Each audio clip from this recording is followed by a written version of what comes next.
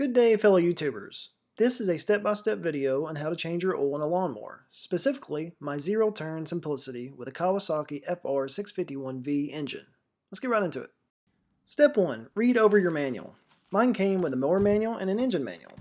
For the purpose of an oil change, I'm consulting my engine manual. If you don't have your manual, they can easily be found online.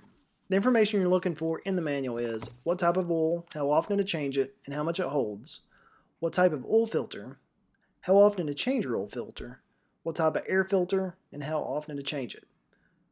I like to make notes in my manual of when my last oil change occurred and of any model numbers of stuff I use, such as oil and air filters. And next is step 2, which is purchase the required items for the oil change. Now that you've identified what you need from step 1, it's time to purchase the oil and the filters. I buy my oil from my local AutoZone and order the filters from Amazon. The next step is very important, and that is start your mower and let it run for about 5 minutes. This will heat up the oil and make it drain a lot quicker. And while you've got 5 minutes to spare, go ahead and prep the area for an oil change. Either lay down some cardboard or some old mats like I have here. Now that the oil is nice and hot, it's time to find the drain plug and drain the oil. You'll need to use something to catch the oil in. On my last oil change, I used a laundry detergent bottle, so I'm going to finish filling that up. You'll need to find something similar, and it helps if the item has a lid. In order to dispose of it properly, you're going to need to haul it off somewhere. Another thing to keep in mind is the amount of oil your mower holds from step 1. Make sure your container is big enough. In my case, my laundry detergent bottle is 3.12 quarts and my mower holds 1.9. So this is only enough to hold one full oil change, which didn't occur to me until later. Next, you'll want to use 2 wrenches to loosen the drain plug. My drain plug calls for a 5/8 and 11/16 wrench.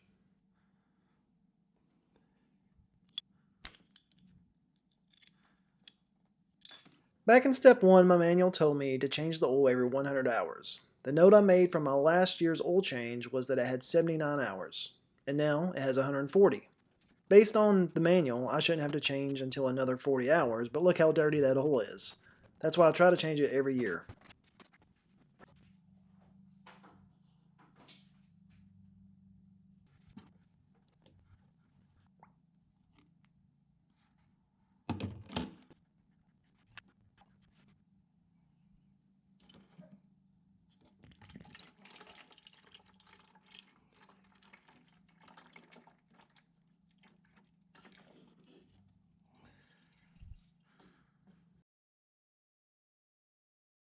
Now that the oil is drained and I've cleaned up my mess, I can replace the drain plug.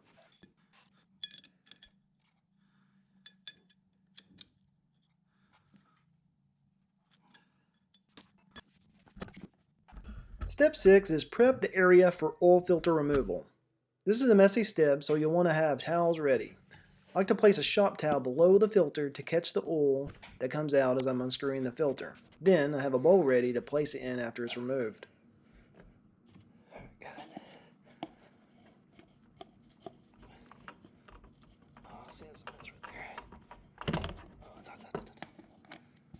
Removing the oil filter is always a mess, but be sure you clean up all the oil from around the area. You'll need it to be clean for when you check for leaks in future steps.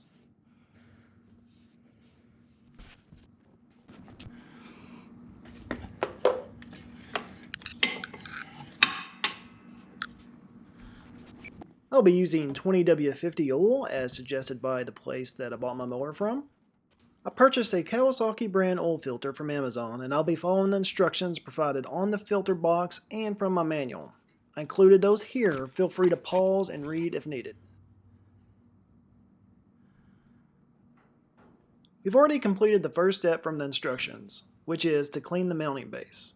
Now the next step is to apply a light film of clean oil to the new filter gasket.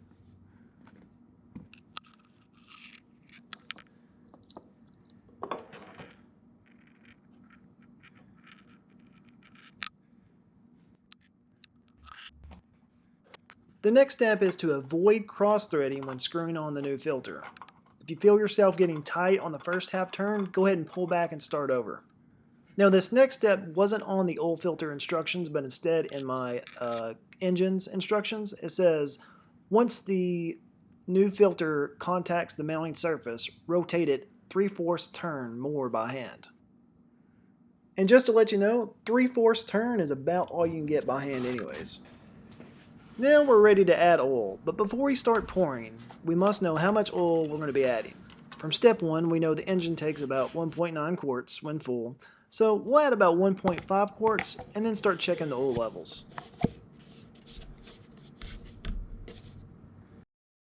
Not sure if you ever noticed this, but your dipstick gives you instructions on how to use it, or at least mine does. This one says, for correct oil level, do not turn cap on threads.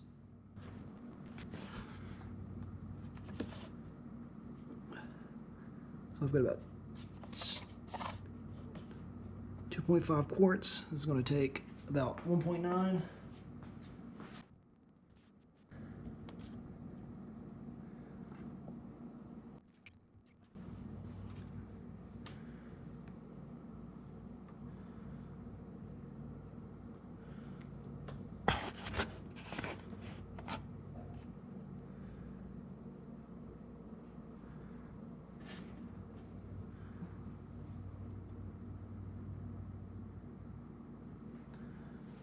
That is 1 quart.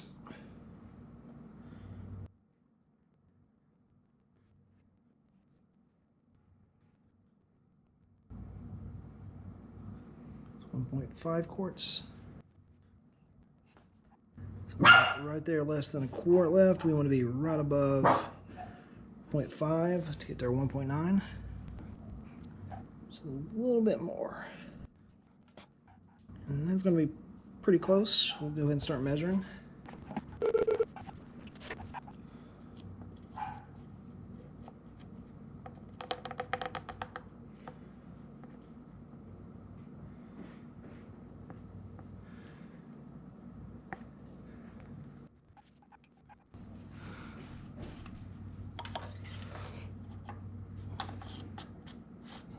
You don't do that.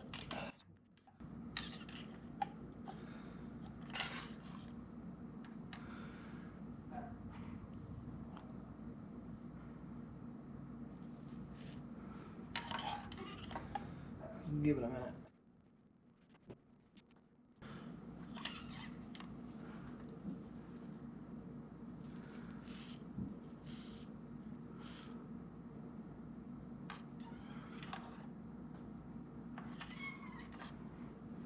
Oh, damn. So we might be a little bit too full, which is not what I wanted to happen.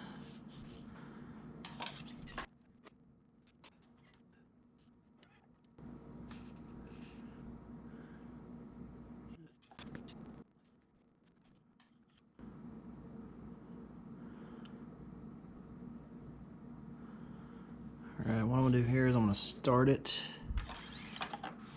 let it run for a second, check for leaks, and then we'll start removing some oil.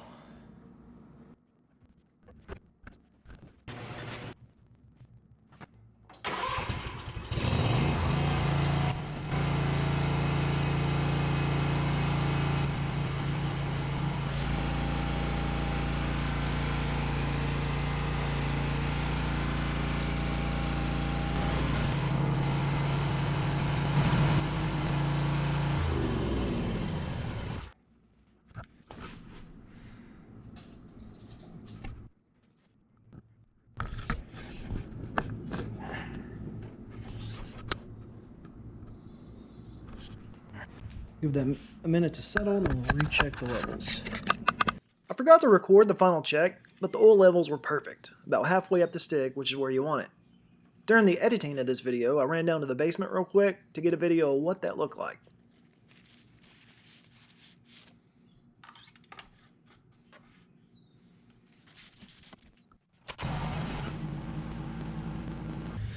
Now it's time for the final step, which is changing the air filter. There are 2 hose clamps you'll have to loosen with a flathead screwdriver, and then the hose and the filter should pull right out.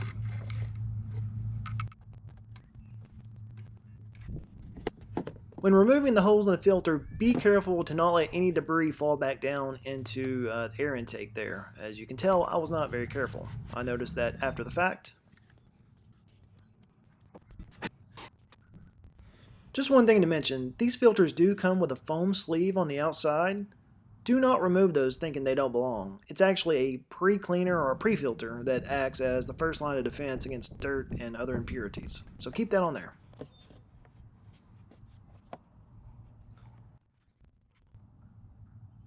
And then the final thing to do is fasten the hose clamp, shut the cover, and then you're finished.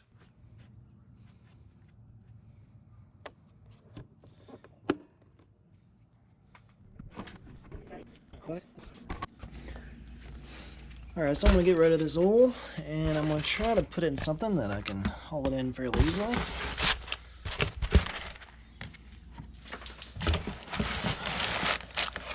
think that'll work. So you don't want this to turn over in your vehicle. I'm going to put that right here and hope that it does not fall over.